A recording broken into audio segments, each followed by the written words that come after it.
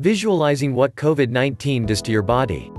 By now, researchers and health experts have gained a better understanding of the range of symptoms caused by COVID-19, which include fever, a dry cough, and of course, the dangerous inflammation of the respiratory system. Most of us know that COVID-19 can be much more severe than a typical flu, but lesser known are the mechanics behind how the virus causes pneumonia in its victims. Today's informative illustration, by scientific designer and animator Avesta Rostan, details the effects COVID-19 has on our lungs, from moderate to severe cases. According to the World Health Organization (WHO), most people who contract COVID-19 only experience mild flu-like symptoms. Occasionally though, the infection can cascade into a severe case of pneumonia that can be lethal, especially for older people and those with underlying medical conditions.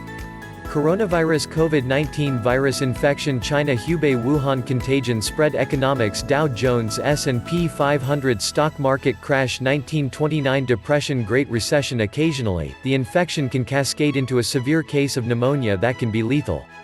Image, Visual Capitalist View the high-resolution version of this infographic by clicking here. Here's what COVID-19 does to your body. Infection. The virus, officially named SARS-CoV-2, enters the body, generally through the mouth or nose. From there, the virus makes its way down into the air sacs inside your lungs, known as alveoli. Once in the alveoli, the virus uses its distinctive spike proteins to hijack cells. The primary genetic programming of any virus is to make copies of itself, and COVID-19 is no exception. Once the virus RNA has entered a cell, new copies are made and the cell is killed in the process, releasing new viruses to infect neighboring cells in the alveolus. Have you read? Two experts explain what other viruses can teach us about COVID-19 and what they can't. Why don't viruses make their original hosts sick? Plus 4 other questions answered. Coronavirus, these products work best to kill the virus. This process can occur initially without a person being aware of the infection, which is one of the reasons COVID-19 has been able to spread so effectively. Immune response. The process of hijacking cells to reproduce causes inflammation in the lungs, which triggers an immune response. As this process unfolds, fluid begins to accumulate in the alveoli, causing a dry cough and making breathing difficult.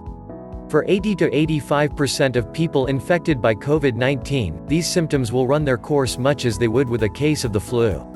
Severe symptoms.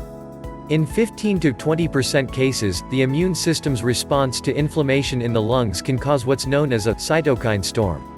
This runaway response can cause more damage to the body's own cells than to the virus it's trying to defeat, and is thought to be the main reason for why the conditions of young, otherwise healthy individuals can rapidly deteriorate.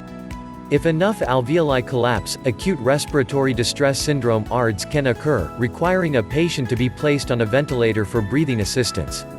Coronavirus COVID-19 virus infection China Hubei Wuhan contagion spread travel trade health industry economics In 15 to 20% cases, the immune system's response can cause a cytokine storm. Image, Visual Capitalist At this stage, the surfactant that helps keep alveoli from collapsing has been diluted, and fluid containing cellular debris is impairing the gas exchange process that supplies oxygen to our bloodstream. In the most severe cases, systemic inflammatory response syndrome (SIRS) occurs as the protein-rich fluid from the lungs enters the bloodstream, resulting in septic shock and multi-organ failure. This is often the cause of death for people who have succumbed to a COVID-19 infection. The best protection. Thankfully, COVID-19 isn't a death sentence for most people who become infected, but the symptoms described above are not pleasant.